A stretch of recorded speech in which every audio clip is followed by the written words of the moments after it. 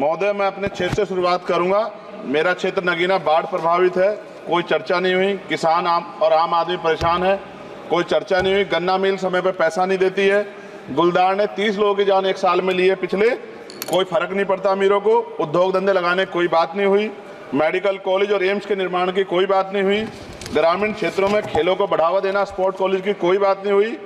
महोदय, देश में भूमि सुधार किया जाए, लाखों बीघा जमीन जो है भूमाफिया ने कब्जाई हुई है, भूमिहीन लोगों को भूमि दी जाए, बिजली के दाम में कटौती की जाए, गरीबों को कम दाम पे जो है बिजली उपलब्ध कराई जाए, ठेकेदारी प्रथा, संविदा, लेटर एंट्री खत्म की जाए, पक्की नौकरी दी जाए। निजीकरण की वजह से सरकारी नौकरियां लगभग खत्म हो गई हैं।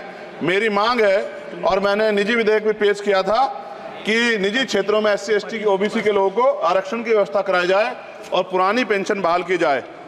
लोगों के पास एक तरफ सरकारी योजना चलाकर प्रधानमंत्री आवास योजना जो है उसके नाम पर मकान दिए जाने की बात होती है, वहीं दूसरी तरफ लखनऊ के अकबर नगर को तोड़ दिया जाता है।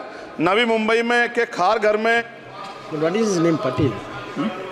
Patil is not Shankar. No, this is the caste. उसकी जा He is a casteman, Chandrasekhar. No, this Patil. Mike नहीं है सर, बंद कर रहे हो sir? Independent. This is independent. आ गया। धन्यवाद। हमारे लोग सर आर्थिक रूप से बड़े कमजोर हैं और 2 अप्रैल 2018 के मुकदमों के लिए कई बार सरकार से बात हुई, वापस नहीं हुई। उनको वापस कराया जाए। भीमा को वकीलों को बहुत पैसे लगते हैं सर।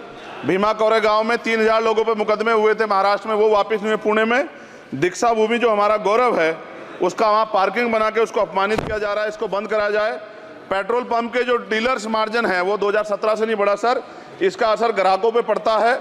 इसका असर जो है पेट्रोल पंप के नेटवर्क सुचारू रूप से चलाने पे पड़ता है। डीजल मार्जिन की बढ़ोतरी ना होने से हजारों कर्मचारी, लाखों कर्मचारी जो वहाँ काम करते हैं उनके जीवन पर असर पड़ रहा है। सहारा का में 10 करोड़ जमाकर्ता का लाखों करोड़ों रुपए जमा है। कंपनी बंद हो जाने के कारण 10 लाख से ज्यादा एजेंट बेरोजगार हो रहे हैं, नौकरी कहीं है नहीं। भुगतान ना होने के कारण जमाकर्ताओं के द्वारा एजेंट पर जबरदस्ती भुगतान कराने का दबाव बनाया जा रहा है, जिसके कारण 5000 से ज्यादा एजेंटों ने आत्महत्या कर ली है।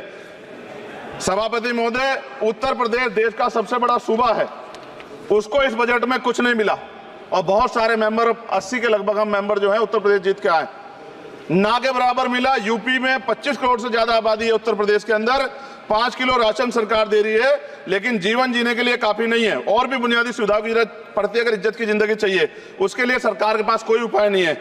यूपी जब एक बड़ा राज्य है, लेकिन यूपी में भाजपा सरकार की विकास गति बहुत धीमी है। हमारी सरकार से, केंद्र की सरकार से मांग है, हमें यूपी की सरकार की चिंता नहीं है, लेकिन यूपी की जनता की चिंता है। मैं मांग करता हूं कि यूपी को 4 भागों में विभाजित किया जाए।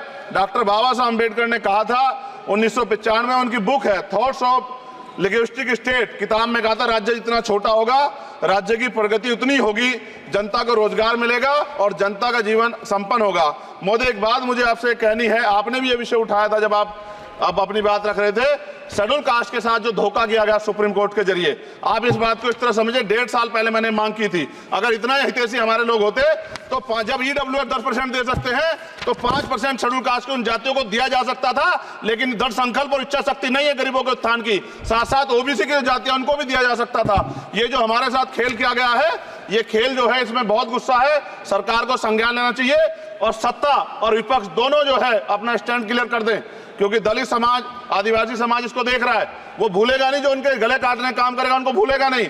और साथ साथ एक जो मेरी पर्सनल है सर, अभी मैं सुबह से प्रयास कर रहा था कि विनेश के लिए बोलूं, जब उसको डिस्क्वालीफाई किया गया, विनेश या नहीं, लेकिन ऐसा लगा जैसे हमें चाकू घुसेड़ दिया गया। मेरे आज भी याद है उस प्रोटेस्ट में मैंने रातें काटी हैं और 4-4 गोली खाई मैंने। ये देश की अस्मिता से जुड़ा मामला था, पर हमारी मांग ये थी कि सरकार स्टैंड क्लियर कर दे, तब भी सुनवाई नहीं की गई।